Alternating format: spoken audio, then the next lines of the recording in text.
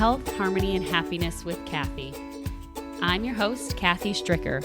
In my personal life, I am a wife to a dedicated law enforcement officer and mama to 3 lively littles. I'm an adamantine yoga teacher, health coach, community betterment advocate, and wellness enthusiast. But what I really like doing is connecting others with tools and resources that bring about health, harmony, and happiness. Whatever this looks like to you, I'm here to offer my own insights and tools from others that allow you to realize your full potential to live mindfully as your authentic, best self. Allow me to be a guide in discovering what works for you.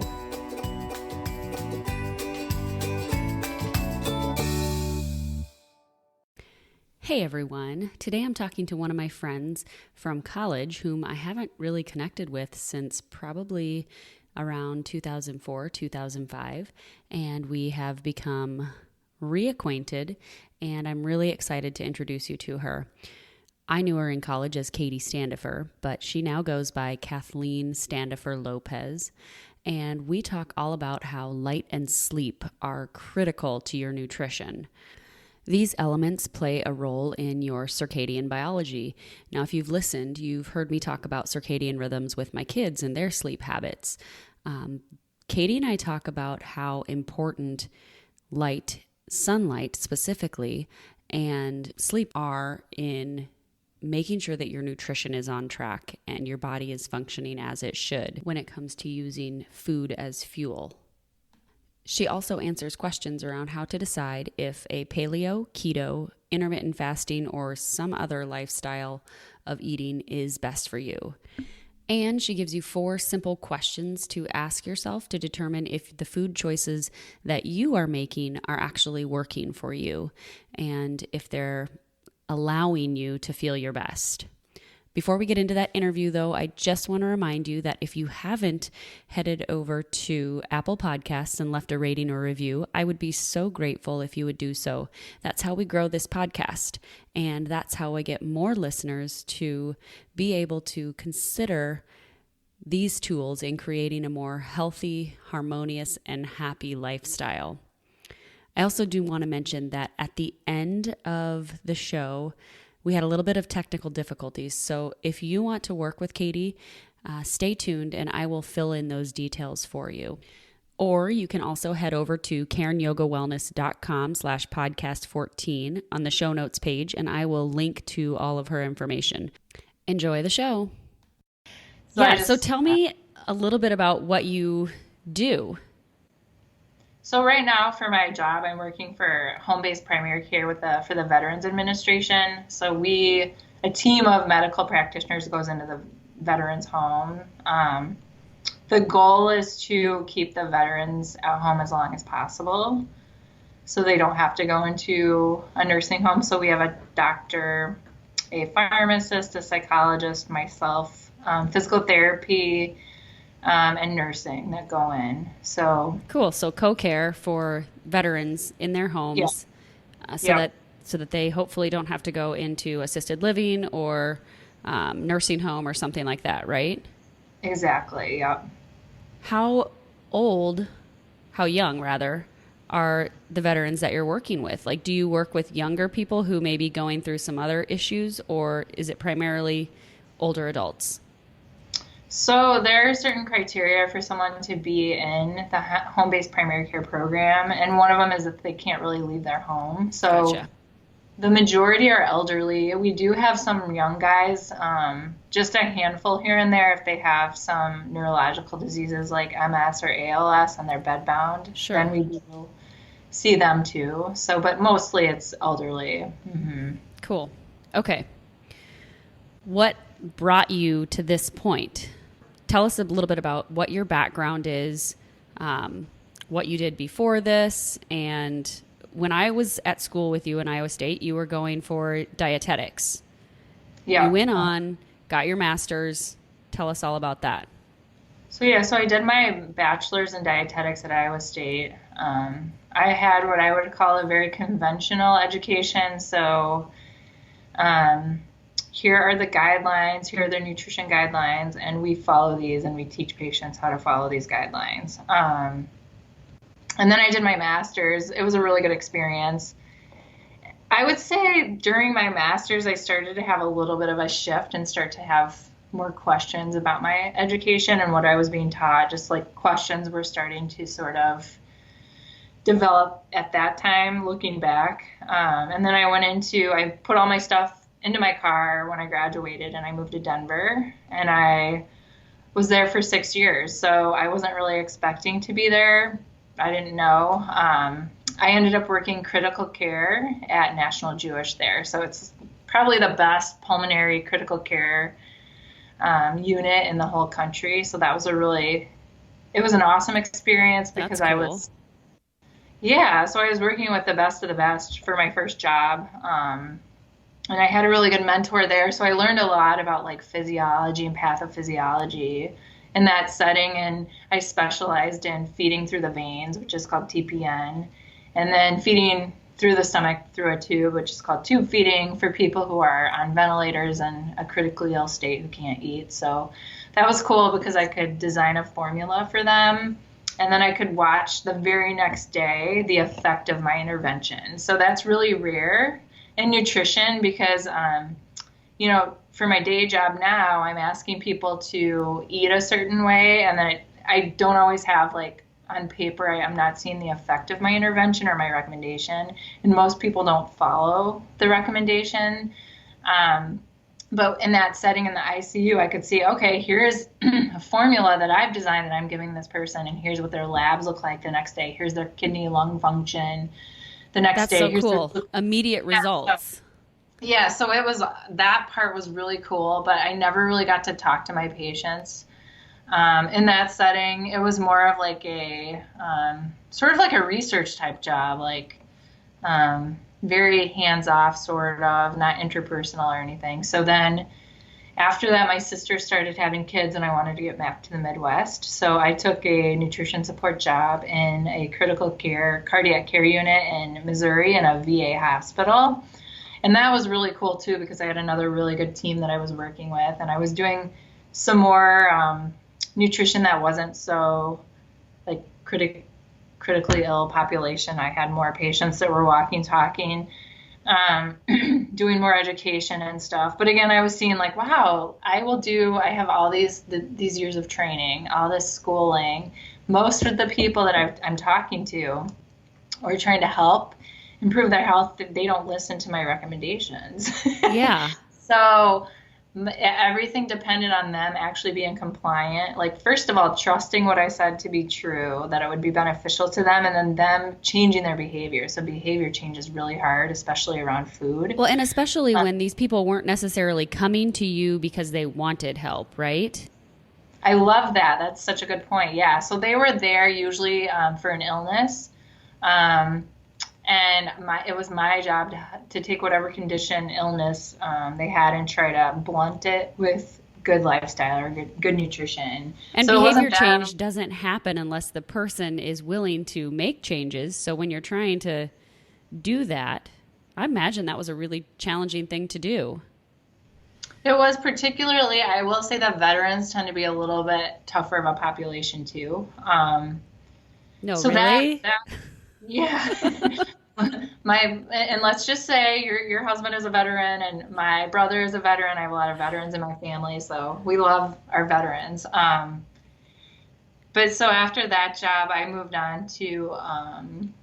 moved over to Germany, and I did a job on a military base there working with, it was WIC for women, infants, and children. It was kind of the same, like they weren't such a highly motivated population to make changes, but then again, I was giving them like nutrition information, which is a requirement of the program, but then I was giving them like these really unhealthy processed food subsidies. So it was really conflicting for me. But I did learn a lot from that job also. And then I came home and I worked outpatient oncology at Northwestern in Chicago. And that was a really difficult job because I was feeding kids, and many of them didn't survive.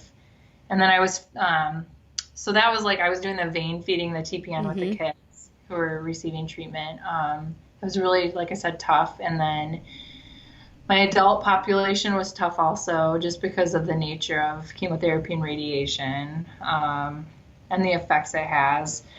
That population seemed to be pretty highly motivated to make changes, which I thought was interesting. And I think nutrition had a really, really big impact in that population also, because Yeah. we're trying to blunt the harmful effects of chemotherapy and radiation with good nutrition. So then I ended up I taught for 3 years after that. I taught graduate students. So I would take them into the hospital and show them how to be dietitians in the hospital setting. And then I'm here. I'm working with the veterans again in home care. So I mean, you have done a lot. You yeah, have in challenging populations, really challenging populations. I mean, it's hard enough to teach people like my listeners, like myself, how to eat and how to make choices that are going to be best for their body. So now you're putting yourself, or you put yourself in these positions where you're going to be challenged to be your absolute best, because you're working with populations who may not be receptive, or who are there because they have to be, receiving that nutrition because they have to. That's really cool. That's very yeah, cool. and I like that you are bringing up that side of it too, because I forgot to mention that I do have my own business. So I started my business in 2013 because I wanted to work with people who were seeking, just like you're saying, not sick people. I wanted to work on the other side of that, to work with people who are motivated to change. Yeah. And I found that also was not, I thought, oh, I'll start my own business. I'll market myself as somebody that's interested in wellness and helping people get well. And I found that people would hire me and pay me to help them get well. And then they also had a very hard time with behavior change. So even if you look at the readiness scale, they appeared to be ready. But when it came down to really making a change, there's a very small percentage of the population who will Yeah. access that. So And follow through I with it. still find that to be very interesting. It's such a continuum. I actually Yeah. was just writing about this last night, that you're always going to make that progress and then fall back, and then make progress and fall back. The idea is hopefully that you're continuing to move forward and to make progress. But behavior change is really something that's hard in all elements of life, no matter what it is. So you work with clients privately then now as well, right? Yeah, so I have a business. It's based around, and when we get into talking about, I loved your questions. I'm like, we have so much in common and so much we can talk about. So I found in my business, because I wanted to address something that's missing in most, when you get nutrition recommendations, what's missing is this concept of circadian biology. So a lot of the diseases we see now in modern civilization are due to a circadian mismatch, and that's never addressed. So a lot of times people talk about macros and nutrients and things like that, but a huge piece of that puzzle for good health and for people to feel good is circadian rhythm. So I founded my business 5 years ago when I started to kind of understand this concept. And I was not taught this in school, but I just, over the years and seeing all these sick people, it really prompted me to research this and to figure out this piece. So my business is called Rhythm Nutrition because of circadian rhythm. And so I just do telehealth. So everything I do is, I have a HIPAA compliant software, and I do telehealth. And I Cool. have all my education in a database, and I give people the opportunity to message me. And so, yeah, so I've learned a lot about all these So different talk about populations. circadian rhythms and circadian biology and how that relates, or what the work is that you do with people then. So what I try to get people to do is be diurnal, because that's what human beings are. So you take some mammals who, like, you'll take some, like a wolf, for example. They will be up all night. They're nocturnal, hunting, and that's when they sequester their resources and their food. Human beings were designed to wake up when the sun comes up and to go to sleep when the sun goes down. And we've got quite a mismatch happening now. Most people will sleep in after the sun is coming up, and they're staying up much, much later than when the sun is going down.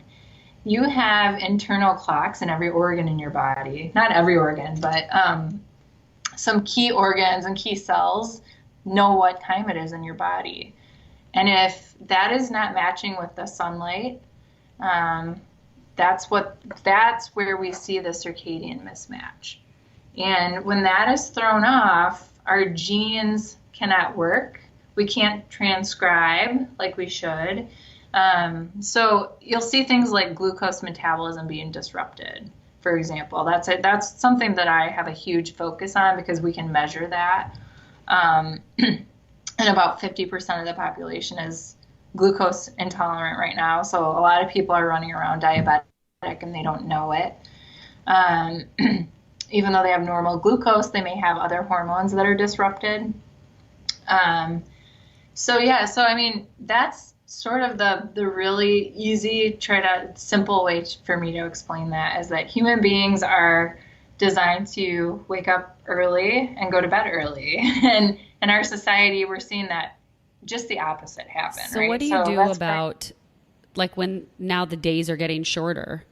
What is how do you speak to that, or how do you do that? Because it, like, I get up at 4 every day anyway, like no matter what, no matter when the sun is coming up and going down. I'm huge on watching my kids, especially when they're babies, like Lulu. I'm watching her circadian rhythms, and we really just sleep her when she's tired and when those natural circadian rhythms for sleepiness happen. We've done that with all of our kids, and it works. It really does. When they get older and they have a little bit more control or defiance in them and don't want to go to bed, that can be a challenging thing. But how do adults do that then? Or what are your recommendations? Yeah, so I would say it's not easy. Let me first say that. So as what I do personally, I'll just kind of tell you what I do and what's worked for me. It may not work for everybody, but and sleep is super important. So I will sleep in as long as I can, which is usually till about 6 o'clock. And then I try to, depending on what's going on, I try to eat a little bit. I don't eat a lot in the morning.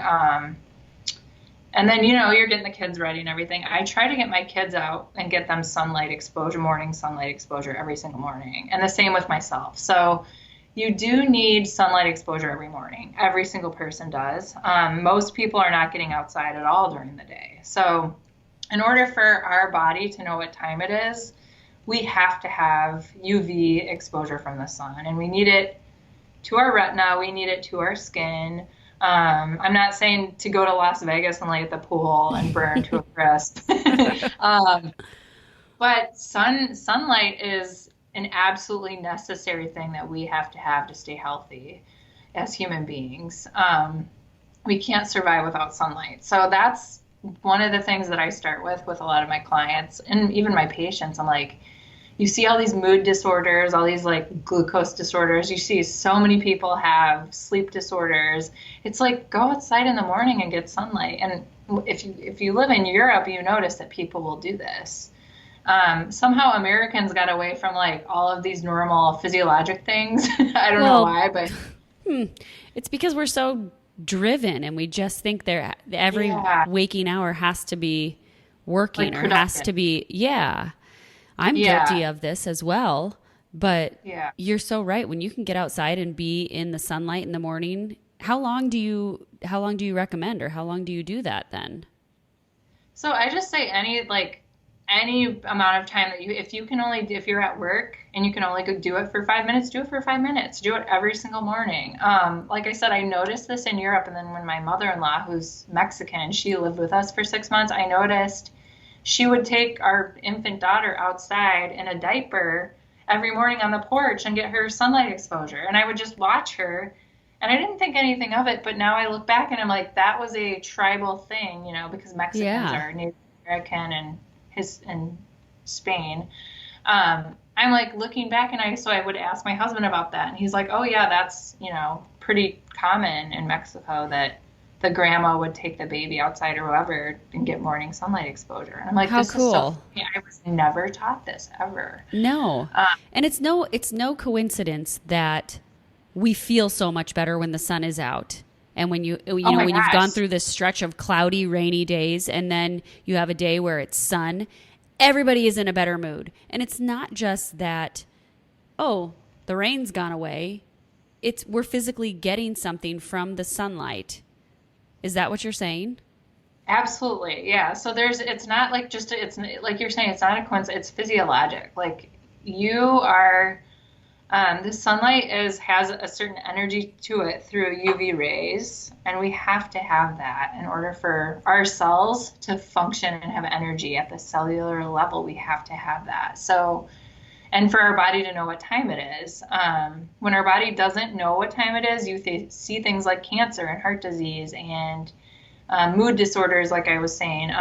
If you look at shift workers, so like nurses, doctors, first responders who stay up all night, or factory workers, they have much higher rates of heart attack, deadly heart attack, Wow. diabetes, cancer, Alzheimer's, every single one of those diseases, you will see a huge increase. And that's because they have this circadian mismatch.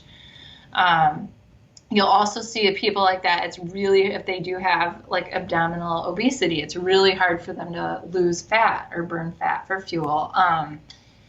So I say start every morning, even if you're at work or whatever. Like I would watch smokers do it. Like smokers, I always wondered, I'm like, are they offsetting the harm that the smoking is doing because they're getting sunlight exposure? Oh, I mean, that is a good smoker will thought. go outside, right? Like they'll go outside, they'll take their 15-minute break and go outside and have their smoke a few times a day. Yeah. So just pretend like you're a smoker and go get your sun. Don't smoke, but go get sun. Right.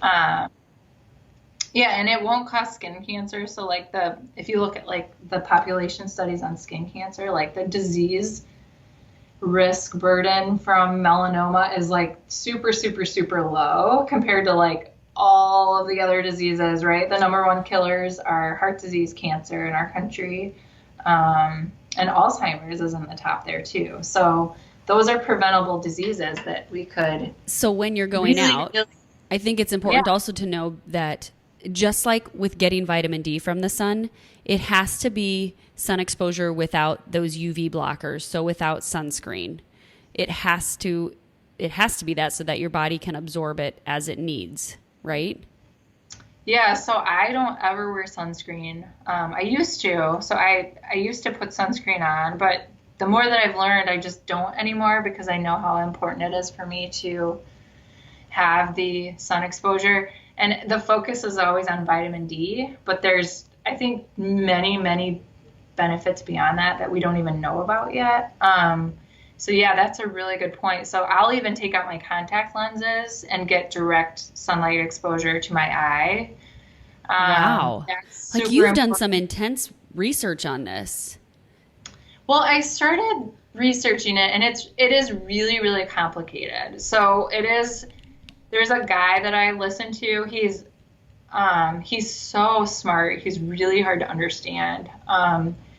His name is Jack Cruz. He's a neurosurgeon. So I started to research this, and then like when you're researching this, you stumble up across these people, right, that are speaking the same language. And Kathy, I'm so shocked that you would even say, like most people that I talk to are like, I can't believe you would go outside without sunscreen. So it shows me that you've done research too. Yeah. And you know what? I actually had a grandpa who died from melanoma. So like sunscreen is just big in our family, aside from times in college when maybe it wasn't as important in my life. Now, and as a kid, my mom was always adamant about putting sunscreen on us because they're both sides of my family, both my mom and my dad, skin cancer on both sides. One grandfather died from it though. How old was your grandpa when he died from melanoma? Man, I was 5. Okay. And he was a farmer. He had been a farmer. And it was just by the time anybody discovered it or he showed it to anybody, he showed it to my uncle who was a physician. Oh, it was okay. like it was too far. It was too far gone. It had advanced too much. But I don't know. He must have been, I would think maybe his 60s, 50s or 60s. I don't remember. I don't know. Mm-hmm. Not incredibly old. Yeah. But it was a long time ago. When you look at the melanoma studies, because it is a concern, like, especially like, you know, we're Northern European by ancestry, most of us from Iowa. So, like I said, you don't want to be like going outside and burning yourself to a crisp. But when you look at the melanoma studies, the people usually dying of melanoma are usually over 60, and usually it's diagnosed at a pretty late stage. Mm-hmm. I did take care of people who had melanomas. There were some young people in there. But if you really look at they actually did a military study on this, and they looked at, I think it was Navy, they looked at sailors, and they looked at their different like MOSs in the Navy, and the sailors that were working indoors and had no sunlight exposure had the highest melanoma rates. Wow. That was, there's a lot of studies that actually will show that as like how bad it is for us to be under like artificial blue light. And that actually increases the melanoma risk more so than us spending time outside under the sun. Wow. But yes. So to get back to your point, I do know like time under the sun or with the sun without sunscreen is still very beneficial to your body. So I'm glad to hear you talking about this a little bit more and just educating, because that's very neat. Yeah. And I think like this doctor talks about he calls it building a solar callus, like how to build tolerance to UV rays. And so the way that I understand it in the most simplest terms is to try to get most of your sunlight exposure in the morning. And then in the afternoon, maybe a little bursts of sunlight exposure. Because obviously you don't want to burn your skin. That's not. And if you're spending all day, every day outside without sunscreen, you will be burned if you're European. So that's what I say. I tell people, like, just get morning sunlight exposure with your retina exposed and your skin. And then in the afternoon, just little, like, 5-10 minute bursts here and there. And then if you're outside at the pool or something, just try to cover up. But you don't need to wear sunscreen. They have those, like, clothes that you can wear now. Just be smart about it, but try to avoid the bad blue light as much as possible that we're getting from our screens and our indoor lighting. And I usually will wear blue blocking glasses at nighttime. So that's what I tell my clients to do. I'm like, get your morning sunlight exposure, try to get bursts here and there in the afternoon. And then at nighttime, past like 6 o'clock, 7 o'clock, try to wear the blue light blocking glasses and just avoid artificial light as much as possible. Have dim lights. Not like these halogen fluorescent. Right. So I have blue light glasses too, blue light blocking glasses. What do you know about, and this, I'm just curious, because what do you know, like what's the difference between having the blue light filter on your phone and your glasses? Are the glasses better, or is your blue light filter on your phone good enough? The people who are experts on this topic, like Cruz and some of the people that are in his group, they say that the ones that come with the iPhone, like if you turn your dimmer on your iPhone, they don't say that that's sufficient. So they say they always wear blue light. Every interview I see, they always have their blue blocker glasses on. So I will set my phone on the dimmest setting all the time. I've just gotten used to it. And it actually, when I use my husband's phone or see something else, it's actually like a little uncomfortable for me because I'm just used to, and my husband gets annoyed. He's always turning it up. And I'm always trying to get him to. You sound like my husband and me. Oh yeah, I know. I'm like, what are you doing? Like, please jump on board with me. But it like goes back to that whole like, his value system around health is completely different than mine. Oh my goodness. So you can't push it. You just have to let them do the thing. And when I wear my blue light blocking glasses at night, I sleep so much better than when I don't wear them. Huck has this night light that projects onto the ceiling. I've hated it since the instant he got it, and I didn't purchase it for him. And because I wouldn't have, because it's blue light projecting in his room at night, every single night. So I try to educate my kids about the differences between blue light and amber light and, just what it does to your brain waves and everything. And I bought him a different night light. Scout broke it, and the blue light's back. And I'm like, ugh! Curses, because I hate that nightlight, but it just keeps your brain wakey, and the other stuff that it's doing is just not healthy for our brains. Yeah, I know people who will go around and they will, well, we do this a little bit at home, but they'll put like the little blue lights on the electronics, like where the like power button is. We cover those up with black. Yeah, and we try to have a blackout bedroom too. So we have, like, my husband gets these special blinds that he's put up all over the house, so that way when it is nighttime and it's time to sleep, we don't let any like street light in or anything. So we're really good about that in our house, but it can be really hard. I know it took me a while to get my husband there. And I know when we lived in our other apartment, we had these humongous windows, and we had so much street light in. And I remember that 6 months, it was in Nashville, and I just did not feel good. My mood was terrible.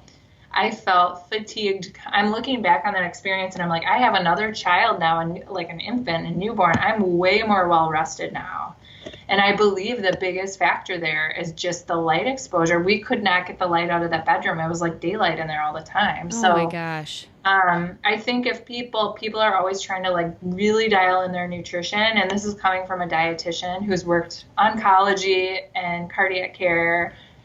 Even I've done a lot of psych. I am telling you that light and the circadian piece of this is much more important to dial in than your nutrition. That's crazy. Yeah. So light and sleep trump everything else when it comes to your health. I mean, ideally you want to have all those factors together, but you've got to work on your sleep and your light pieces, or you will never feel good and you won't be healthy. Why is sleep and getting your sleep and your circadian rhythms more important than nutrition? Well, because the thing is your clock genes will determine the way that you utilize fuel, and it will, like, your mitochondria know what time it is. Your mitochondria take food and turn it into energy for all of your cells. So it doesn't matter how good your fuel is if your engine is broken. Mm-hmm. So that's what I try to stress with people. I'm like, so to some degree, most of us are a little bit carb intolerant. My husband is much more so than I am, carb tolerant than I am. I actually have diabetes, was undiagnosed for. Oh my gosh. Yeah. So, but I would be someone who, like, this is the typical person that I see every day, just is running around diabetic, like subclinically, and they don't know it. So, because their glucose might be normal, but their insulin and their leptin and other hormones are like through the roof. So, wow. They're just not utilizing the fuel that they're, putting into their body. And when you fix that sleep and that light part, people become carb tolerant. That's because you get a hormone shift. So everything shifts, right? So you can be much less clean with your diet. Not that I ever recommend that, but when you're getting good sleep and good light. And that kind of like, that's when clients are like, well, how do I know what diet is right for me? Like the paleo diet or, exactly. So keto, and then like fasting totally plays into this too. So talk about all three of those, and how does someone decide if they are experimenting with paleo, with keto, with intermittent fasting? What are your recommendations there? So I think first of all, is what I tell people is keep it simple. So people get so caught up in nutrition, they get to a point of like orthorexia, which is like this disordered eating pattern because every single thing they have to do has to be so healthy. So I'll see a lot of people like that too. And I'm just always like, okay, just chill out, keep it simple for yourself. So I always say start with the most nutrient dense foods on the planet. You can never go wrong there, and that is animal protein. So any meat, that should be the base of your diet, should really be meat. So the journalist Michael Pollan, he said, his quote is, what is his? Eat real food, mostly plants, is his quote. And I believe eat real food, mostly animal protein. So if you look at like Northern European people from Iowa, or like our ancestors only had access to like plants 3 months out of the year, right? So Right. if I'm eating 5 fruits and vegetables every single day all year long and they're coming from South America, is that healthy for me? Probably not. Right. Somebody like my husband who's from Mexico, he probably can get away with more of that because his family is from the equator. So you have to look at your ancestry for one. For two, you want to keep it simple and just pick nutrient-dense foods, which is animal protein is packed with, or any meat, should I say, you're going to get protein and then you're getting a lot of vitamins and minerals. People don't realize that. People go after plants because they have antioxidants, but it's questionable if plants have other compounds in them that the plant has in itself to protect itself from people eating it. Those are called anti-nutrients. So I just tell people, I'm like, the base of your diet should be meat. And then if you want to get really, really, and you have the means and the time, you can get grass-fed and you can get like not farmed salmon and whatever. It's still going to be better than eating like a box of macaroni. You know? Talk about intermittent fasting a little bit. What is that? If you are meeting your nutrient needs with good sources of meat and you're not hungry all the time, you will be able to do some fasting. Okay. So intermittent fasting, it's what our grandparents did. And that's another thing I'm always like trying to get people to like keep it simple and use common sense. So there is a certain time of day, and this goes back to circadian biology. We are not supposed to be eating all day every day. We are humans. We're not designed to do that. We were designed to sleep for a good part of the day when it's dark. So we should be eating when it's light. We should be not eating when it's dark. That's what intermittent fasting is. The type of intermittent fasting that I really support and I think works best for most people is time-restricted feeding. So that's actually what I do. So I eat whenever I wake up, I'll usually eat around 8 o'clock in the morning, and then I stop eating at 6 o'clock at night. I don't have anything after 6 o'clock at night. It was harder for me to do that when I wasn't meeting my nutrient needs, when I was on like more of a plant-based diet and I wasn't getting enough animal protein. And I see that a lot with everybody. They're just eating, we were taught in college, I'm sure you were too, or every single like American Heart Association, Diabetes Association will tell you to eat 3 meals and 2 snacks. And you're just eating all day long. You're eating like a banana, an apple, like whole grains with your lunch. And you're just eating and you're getting all these like hormone spikes all day and you're hungry. When you're eating a good nutrient dense whole foods diet that's centered around animal protein, you won't be hungry and you'll be able to fast, which is super, super important, right? Yeah. So that plays back into circadian biology. And so I think anybody, first of all, think about meeting your nutrient needs and what that looks like. I just told you, pick good animal protein. For like you only have to eat 2 or 3 times a day. And then try to eat in that window from like sunrise to sunset and be done.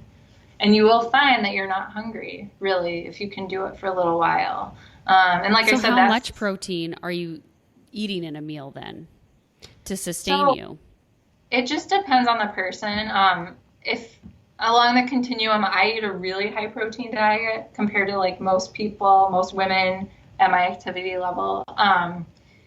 That's because I'm a diabetic. Diabetics need a little bit more protein for a lot of different reasons. But most people, the best way to know if you're getting enough protein is based on satiety. So if you're hungry, you're probably not getting enough protein. Okay. That's the best way. I'm like, you don't need to count your protein grams or whatever. Just have a normal meal. For me, it's a lot of meat.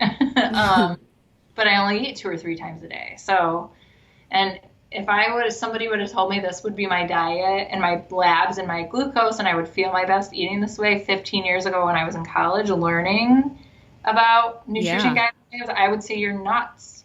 You're nuts. I feel so good eating this way. And then I know a lot of people when they make the shift and they're eating right and they're sleeping and they're practicing a little bit of that. I hate to even use terms like time restricted feeding or intermittent fasting, because to me it just makes sense. It's just what our grandparents did, right? They just didn't eat all day. So I would just say kind of go back to that place, talk to your grandparents and see what they did, you know? Well, and I'm glad you talk about keeping it simple, because, and that little tip that you gave about if you're hungry, you're probably not getting enough protein, because those are the types of things that I think people need to know, like something that they can remember, not how many grams you need to eat and what it's going to look like and are you getting enough macros and all of that jazz. Like that's just confusing and causing more effort and more stress in your life than anything.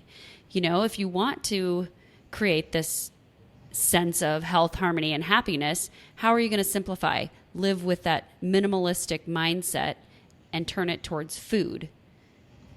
Yeah, I love that. Like I said, you and I have such similar thought processes here, because I will get client after client who is so hyper focused on like the label of their diet, whether it be keto or paleo or vegan or whatever it is. First of all, they're labeling their diet, and then they're trying to confine their eating practices and to meet that label, but it might not be healthy for them. Yeah. So I just tell people, I'm like, just do like pick real whole foods.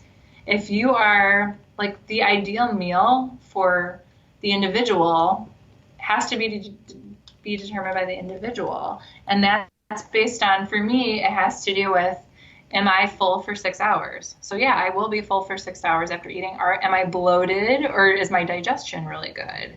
Am I sleepy?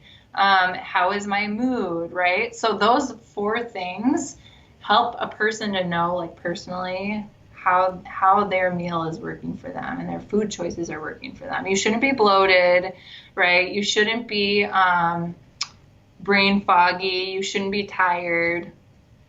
You should be full. Those are ideally the things that go into a good meal. And that's why I don't do meal plans, because I can't predict that for an individual. I think people have to own the fact that it's like you were saying before about the continuum. Everything's on a continuum. Everything is dynamic. So what people want me to do when they hire me is they want me to tell them exactly what to eat. And first of all, they don't follow it. It's impossible for someone to follow that, because how many food choices are presented to us every day? Like this Pizza Hut sign and the TV and like the vending machine, and someone brought cookies to work. There's all these food choices, thousands that you have to make every day. And I can't be there and write it on paper for them and like make that choice for them. Right. And it's too militant lots of times to live in this world where you're restricting yourself to, no, I can only eat this. Yes, it's easier if you eat similar foods and kind of stick in this realm of, this is kind of how I eat, but it's okay to go out of that a little bit every once in a while. Totally. But when you're too restricted with it or too confined, you're setting yourself up for failure. And for, like you're saying, you're not going to achieve the health, harmony, and happiness. You can't if you're so hyper-focused on getting something in your diet right. Right. It's like, what's the point of trying to be so strict with your diet if you lose happiness or if it creates stress for you? You know, like, what's the point? Because, I mean, life is so short. You can't be so crazy, and you can't control. First of all, it's really hard to control diet like that, and you can't control outcomes. You have to like let go and just like enjoy the moment, enjoy your life. Like I eat a very low carb diet. So I eat a ketogenic diet. I don't try to have ketones, but I just do because I eat a very low carb diet. But my husband has said to me sometimes, I really want you, I'm really disappointed because I want you to eat the tortillas with me. And that breaks my heart. So of course I'm going to have a half a tortilla with him because that makes him happy, you know? Yeah. I'm going to give that to him. So him and I have that together as that family experience. That's very important. much more so to me than if my glucose goes like 10 or 15 points higher, right? So Yeah. I know people who eat low carb and keto who like think that this is like an evil food and it's so bad and it's like against their religion that they would even have a bite. And that's not healthy, and that will make you happy or Right. harmonious. Right. So how has this created these elements? How has your life, your job, your nutrition, all of this created health, harmony, and happiness in your life? Well, I think that when I understood that it was dynamic, when I understood that you have to constantly guess and test in your life, there's no like manual for eating, just like there's no manual for raising children. And you have to live in the moment. You have to just take it like situation by situation and do your best in that situation with like the knowledge you have at the time. And you have to think about like when you change your behavior, what are you getting out of this behavior change, right? Like, is the net health, harmony, and happiness? And if it is, I think you're making a good choice if that's the net outcome of your behavior change. Yes. Sometimes the cost of that will be a little bit of discomfort, which is totally fine. Right? So Exactly.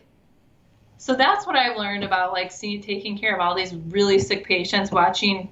I mean, I'm not trying to be like gloom and doom here, but I've watched little kids die. I've watched moms and dads die. I've watched grandparents die. I've watched people be really sick. That's what I spend most of my day doing, is watching people, helping them manage their chronic diseases. And you have to understand like how precious life is. And like I said, whenever you're making a decision in your life, whether it be about fasting or changing your macros or food choices or sleeping or blue light exposure, whatever it is, make that change so the net outcome is the health, harmony, and happiness. And that's why I love your podcast. I love it. Thank you. It just makes so much sense. I'm like, people. Oh, thank you. Yeah. So like I feel like people don't understand what I do. Like they want me to tell them what to eat. And I'm like, no, I'm teaching you how to be healthy and happy and harmonious. Like that's what I want to give you, the information so you can take it and do what you want with it. I don't want to tell you what to do. You know, that's why I'm like, so few people can really grasp that, because that's such a like an egocentric place to come from. Like I cannot tell anybody exactly how to live or how to eat or whatever. Like I can give them the information that I've learned along the way, just like you're doing. But that's, you know, by the grace of God that I figured that out, because I wasn't always that way. You know what I mean? Like, yeah, for sure. I would be like, you have to eat this, this, and this, and this if you want to be healthy, or you're going to die. Because that's what they teach us. You know. It's so different. And the way that, the way that the nutrition information that we are given, or that that is appropriate for everybody, is not.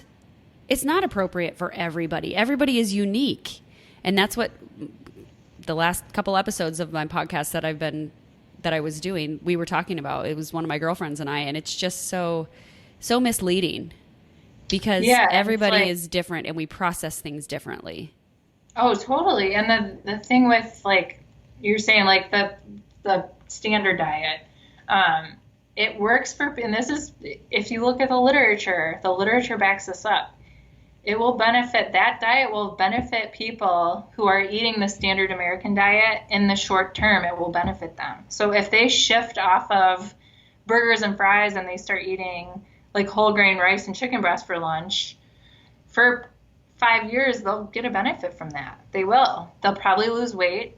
You know, they'll probably see markers improve, but they will end up with cancer and heart disease and everything else, and Alzheimer's, just like everybody else does. That's I always tell my students, I'm like, you know who benefits from those guidelines? Truck drivers, people who eat fast food like 3 times a day. They benefit from that shift. Somebody like me, if I shifted there, I would be so sick, you know? So, and so many people get sick eating that way. Or they at least don't get better. So I mean, it's just, we need to just stop. And I hate that. Right. I hate that people are so convinced that red meat is bad for them and that, it's just, it's so hard. I tell people you have to unlearn and rethink, and it's just like, you and I have our work cut out for us there. But. No doubt. No doubt. Well, good. I'm really glad that you're being successful with your business as well and that you're back at work. You've got some littles at home that are still loving you, and I don't know, just enjoy this time. It's a hard time, but enjoy it. You have a book too. Yeah, I wrote a book. When did I write? I think in 2017 it was. I wrote the book. It's called Fibromyalgia Freedom with an exclamation point. It was a little bit, I don't talk about the book a lot because it was a really good experience for me to write the book because I actually had prayed about it. It was one of my goals when I moved home from Europe. It was one of my prayers that I was like, God, I really want to write a book. And then, I'm not kidding, 2 months later, this media company called me and asked me to write a book for them. It was manifesting right there. Yeah, be careful what you pray for. It was the weirdest thing because I'm not famous. I don't do a lot of social media. Like, I'm kind of a nobody. And I don't know how they found me. It was like this divine, I'm not kidding, it was the weirdest thing. So anyway, they gave me a manuscript and had like an outline already prepared. And then they said, you do the research and write it. So it wasn't like I did all of the research for the book, but there were some of the things that I really did not agree with.